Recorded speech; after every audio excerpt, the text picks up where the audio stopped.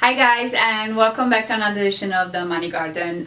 Today it's Friday, so Fun Friday, and I wanted to cover a topic that I believe at one point or another every single person questions or asks the question, or if it doesn't, then maybe ought to or we should, and that is, do we control our thoughts, right? We've known by now that our emotions are actually a function of our thoughts and not the other way around. So a lot of times we feel like the way we feel and then we start thinking in that way, but it's really the other way around, you guys. We control our thoughts, and the thoughts evoke an emotion, and then we feel how we feel because of those thoughts. So then the question becomes, do we control our thoughts, or do they just go random? And the short answer is yes, absolutely. We can control our thoughts. We control our thoughts, so we have a conscious mind with our conscious mind. Now, it's a whole other story about how the conscious mind is affected by the subconscious mind. However, I'm not going to go into that right now, but consciously, on a conscious level, we are able and we have the ability to control our thoughts. And I kept thinking of different ways of how can I convey this better, and I just thought of this book that I wanted to highlight for you guys today, and it's called A Man's Search for Meaning. It is written by Viktor Frankl. So this book, it really has become a classic. Again, a lot of people, you probably heard about it, or maybe you read it a long time ago, so you might want to maybe give it another try and reread it again. Some of these books that are really, really good and they made a difference for me, I reread them, you guys. Don't just read it once. Go back to it again and again and read it. But this is a very small book. It's a very short book. So again, the title of it is A Man's Search for Meaning. It's written by Viktor Frankl. The book first time was published in 1949, and then I do believe, so this one, the one I'm holding in my hand, it's a follow-up edition. I think it was published in 1992. So, but essentially Viktor Frankl was in the concentration camps during World War II. And he talks about some of the atrocities and some of the terrible experiences that he had to go through while in this concentration camp.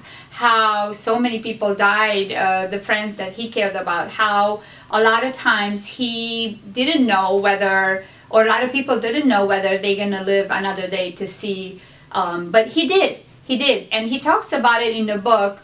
The premise of the book essentially is, well, yes, he talks about the experiences, and it's really an extremely inspirational story just for the story of it itself, you guys.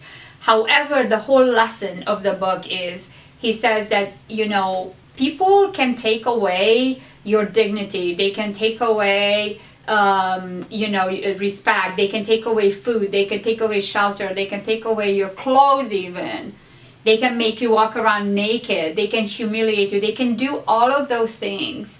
The one thing no one can take away from you is your ability to think what you want to think. That one thing is ours and ours alone.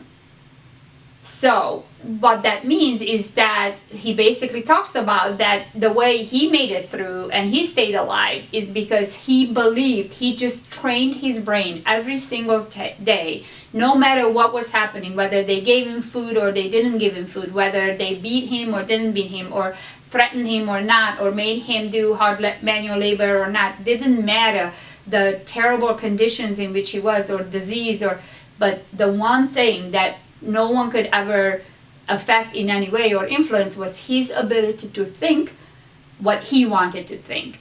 And he decided that he was going to focus and he was going to train his brain every single day, thinking of the day when he was going to be free, thinking of the time that he spent with his wife. He talks about the love that he felt for her.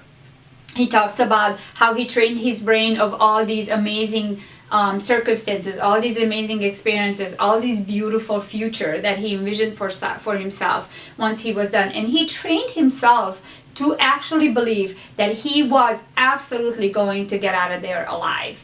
And he believes that's what kept him alive, essentially. A lot of people gave up hope And so sure enough, he talks about it in the book, like very quickly after giving up hope, they actually died.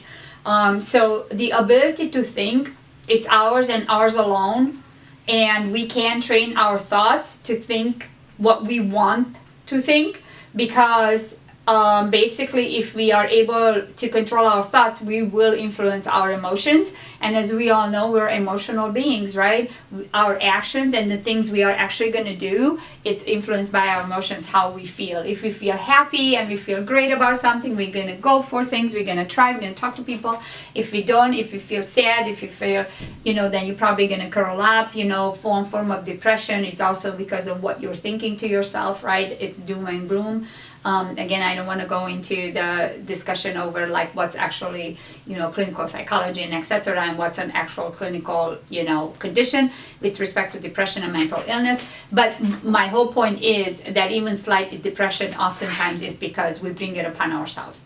So we control our thoughts, you guys. Absolutely 100% true. And if you're not controlling your thoughts, it's because maybe you just need to learn the techniques how to change it around. But you have the ability to control your thoughts. And I highly recommend this book again. I couldn't think of a better way to convey this message or for anyone to learn this fact other than using Viktor Frankl with The Man's Search for Meaning. And I really do believe that it will make a difference in your life. So I highly recommend it. Go read it.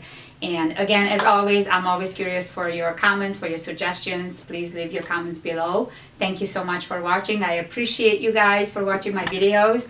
And have a fantastic weekend, everybody. And I'll see you guys on Monday.